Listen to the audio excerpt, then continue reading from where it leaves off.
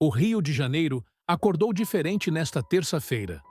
Não por um terremoto, não por uma tempestade, a cidade que guarda os maiores nomes da televisão brasileira acordou com uma ausência. E ausências desse tamanho não chegam com barulho. Chegam em silêncio, em uma nota da família, em um nome que para de aparecer nos telefones e começa a aparecer nas homenagens.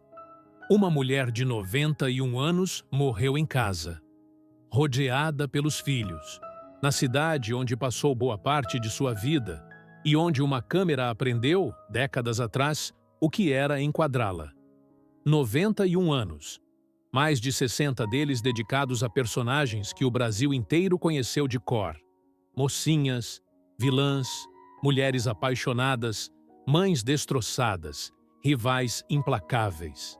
Ela foi tudo isso, às vezes na mesma semana, às vezes no mesmo capítulo, e cada vez que assumia um papel, o Brasil parava na frente da televisão para acompanhar. A televisão brasileira tem a capacidade rara de produzir ícones que ultrapassam os seus próprios programas, que deixam de ser personagens e passam a ser referências, que deixam de ser rostos na tela e passam a ser presenças na memória coletiva de um país inteiro. São poucos os que chegam a esse nível. Ela chegou.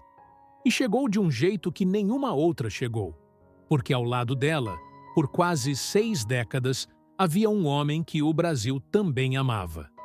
E o que os dois construíram juntos, dentro e fora das câmeras, é uma história que não se repete. Não por falta de talento, por falta de tempo, por falta de uma vida inteira compartilhada com a mesma intensidade, a mesma entrega, a mesma presença absoluta. Ela partiu hoje, e a televisão brasileira, que aprendeu a existir com ela, vai precisar de muito tempo para aprender a existir sem. Antes de entender o que se perdeu hoje, é preciso entender o que ela construiu. E isso começa muito antes do Rio de Janeiro. Começa no sul do Brasil, com uma menina que ainda não sabia que ia mudar a história de um país. Pelotas, Rio Grande do Sul, 1934. Uma cidade do extremo sul do Brasil. Distante da televisão por décadas, distante até mesmo da ideia de que a televisão viria a existir. Naquele outubro, numa família de classe média gaúcha, nasceu uma menina que recebeu um nome incomum. Nilcedes, uma junção dos nomes dos pais, José, Nilo e Mercedes. Um nome construído por amor, antes mesmo que ela soubesse o que amor custava. Ela não ficaria com esse nome. A menina que seria Nilcedes Soares de Magalhães, a vida inteira escolheu mais tarde ser outra coisa. Escolheu um nome que soasse como ela queria que o mundo a visse. Escolheu Glória, e o mundo a viu exatamente assim. Com 6 anos, a família se mudou para São Paulo. A cidade grande, o ritmo diferente, o barulho que Pelotas nunca teve. Foi em São Paulo que ela cresceu. E foi lá que descobriu que o palco não era apenas um lugar onde as pessoas fingiam. Era o único lugar onde ela conseguia ser completamente verdadeira. A Escola de Arte Dramática da Universidade de São Paulo foi o começo formal. Mas a vocação vinha de antes, da menina que observava as pessoas, que ouvia as histórias, que guardava cada detalhe humano com uma atenção que nenhuma escola ensinava. Ela fundou um grupo de teatro ainda jovem, Jovens Independentes. O nome dizia tudo sobre o que ela queria ser. Independente o suficiente para fazer o que amava. Jovem o suficiente para acreditar que ia conseguir. Conseguiu. No fim dos anos 1950, a televisão brasileira ainda engatinhava. Era um meio novo, incerto, experimental. Um aparelho estranho que as famílias mais abastadas começavam a colocar nas salas de estar, e que os profissionais do teatro e do rádio olhavam com uma mistura de curiosidade e desconfiança. Ninguém sabia exatamente o que a televisão seria. Ninguém sabia quanto poder ela teria. Glória Menezes entrou nesse meio antes que ele soubesse o que era, e ajudou a construir o que ele se tornaria. A carreira televisiva começou em 1959. O Brasil tinha menos de 20 anos de televisão. As transmissões eram ao vivo. Não havia gravação, não havia segunda chance, não havia corte de edição para salvar uma cena mal executada. Era a atriz, a câmera e o personagem, ao vivo, para o Brasil inteiro. O tipo de pressão que ou quebra uma pessoa ou a forja em algo diferente. Glória foi forjada. Ao longo dos anos 1960 e 1970, o nome dela se tornou sinônimo de qualidade, de presença. As novelas da TV Globo, que se firmava como a maior emissora do país, encontraram nela uma das suas âncoras. Irmãos Coragem, em 1970, foi um marco. Uma produção que misturava faroeste, drama familiar e crítica social num Brasil que vivia sob ditadura militar e que encontrou em Glória Menezes uma das suas protagonistas mais marcantes. O Brasil ainda lembrava dessa novela décadas depois. Esse é o teste real de um trabalho. Não o que ele é quando estreia. O que ele deixa quando acaba. Mas havia algo que a televisão brasileira não esperava que acontecesse na velocidade em que aconteceu. Em 1962, Glória Menezes se casou com Tarcísio Meira. Ele era ator. Ela era atriz. Os dois tinham começado a trabalhar juntos numa emissora que ainda não era a Globo, num Brasil que ainda não tinha câmera de vídeo portátil, num meio que ainda aprendia a regra mais básica da dramaturgia. E o que deveria ser uma parceria profissional entre dois atores talentosos se transformou em outra coisa inteiramente. Se transformou numa história de amor que durou 59 anos. 59 anos dentro e fora das câmeras. 59 anos dividindo cenas, roteiros, personagens e uma cama, uma casa, uma família, uma vida. O casal teve um filho juntos, Tarcísio Filho, que seguiu os passos do pai e da mãe e se tornou ator. Mas Glória também era mãe de João Paulo e Maria Amélia, do primeiro casamento. Uma família construída em camadas, com o cuidado de quem sabe que nenhuma história humana é simples. Na televisão, a dupla Glória e Tarcísio era um evento. Quando os dois apareciam juntos numa novela, e apareceram muitas vezes, o Brasil sabia que estava diante de algo que não se fabricava. Não era apenas química de atores. Era a química de duas pessoas que realmente se amavam, que realmente se conheciam, que realmente tinham vivido juntas o suficiente para que até o silêncio entre elas tivesse peso dramático. Rainha da Sucata, em 1990, foi um desses momentos. Uma das novelas mais assistidas da história da televisão brasileira. Glória interpretou Laurinha Figueroa, uma vilã de primeira grandeza, calculista, ambiciosa, absolutamente implacável. O tipo de personagem que exige que a atriz abandone qualquer simpatia fácil e mergulhe num lugar desconfortável. Ela mergulhou, e o Brasil odiou Laurinha da maneira mais sincera que existe. Odiou porque acreditou completamente. Esse é o paradoxo da grande atuação. Você só acredita no ódio quando a atriz é boa o suficiente para merecer o amor. Os anos 1990 e 2000 vieram com novos personagens, novas histórias, novas fases da televisão brasileira. Senhora do Destino, em 2004. Páginas da Vida, em 2006. A Favorita, em 2008. Cada novela, uma geração nova, aprendendo o nome dela. Cada personagem, uma camada nova de uma carreira que já era, há muito tempo, maior do que qualquer programa que pudesse contê-la. Em 2015, Totalmente Demais foi seu último trabalho na televisão. Estelinha Bastos, socialite, mãe coruja, presença que roubava cada cena em que aparecia. O Brasil não sabia que era o último. Ela talvez soubesse.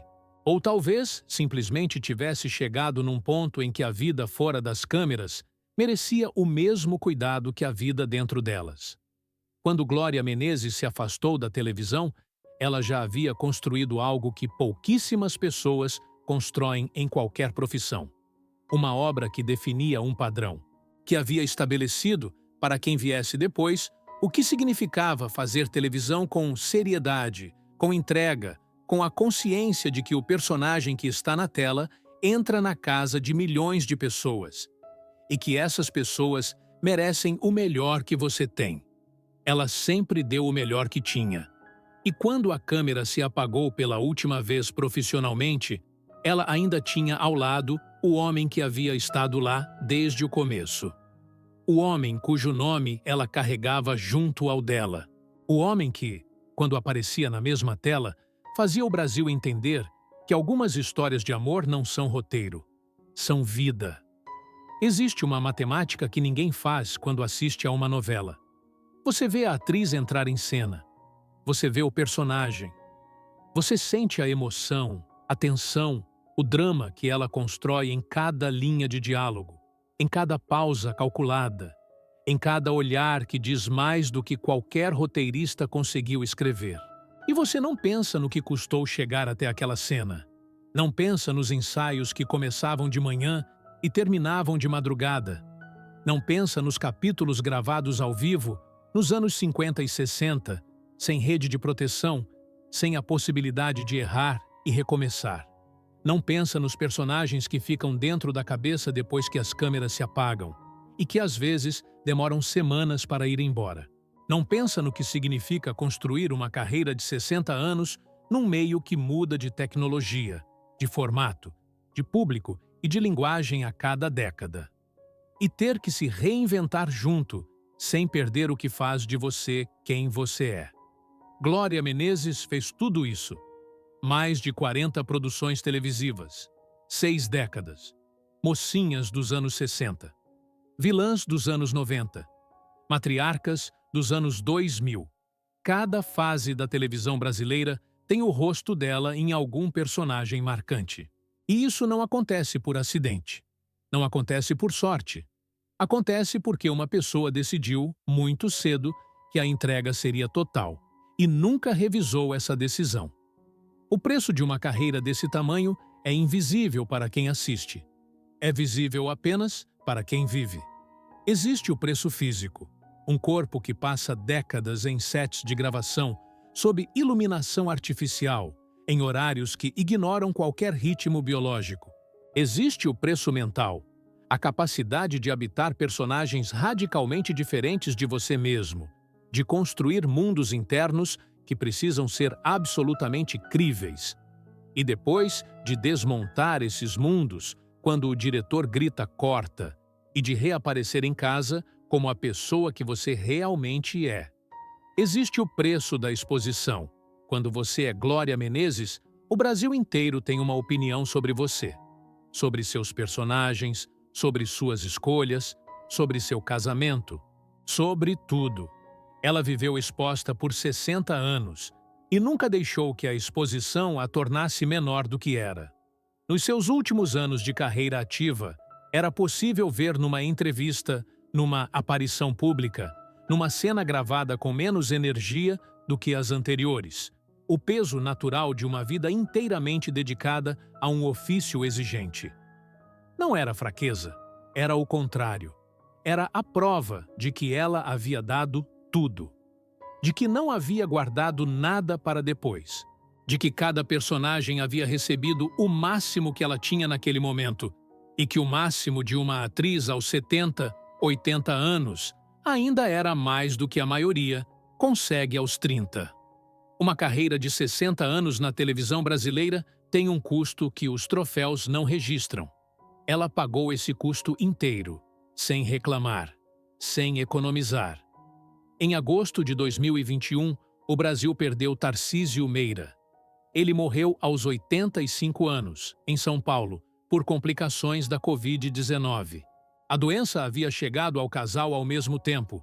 Os dois foram diagnosticados juntos, internados separadamente. Glória teve sintomas leves, recebeu alta. Tarcísio foi para a UTI. Precisou de hemodiálise e não voltou. 59 anos de casamento terminaram numa tarde de agosto, num hospital, sem que ela pudesse estar do lado dele quando ele foi. Tarcísio, filho, foi quem comunicou à mãe a morte do pai. Pense nessa cena por um momento.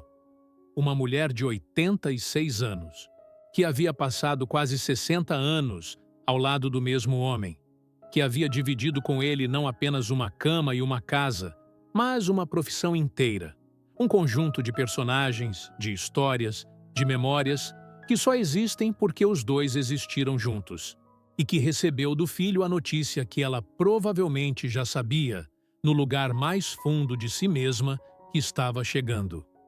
Há perdas que o tempo prepara, e há perdas que o tempo não consegue preparar o suficiente. Glória Menezes nunca escondeu que a ausência de Tarcísio era uma presença constante. Não falou sobre isso com drama, não transformou a viuvez em espetáculo, mas nas poucas aparições públicas que fez nos anos seguintes, sorridente ao lado dos filhos, uma cadeira de rodas que apareceu discretamente nas imagens mais recentes, havia algo que qualquer pessoa que já perdeu alguém reconhece imediatamente. O espaço ao lado dela estava diferente. Não vazio, porque uma vida de 59 anos não deixa vazio. Deixa presença. Deixa o peso de alguém que não está mais aqui, mas que ainda ocupa o espaço com tanta força que você quase consegue ver a silhueta. Ela viveu os últimos 5 anos sem ele. E viveu com a dignidade de quem sabe que o amor não termina quando a pessoa parte. O amor termina quando você decide que terminou. E ela nunca decidiu isso. Nesta terça-feira, 18 de agosto de 2026, Glória Menezes morreu.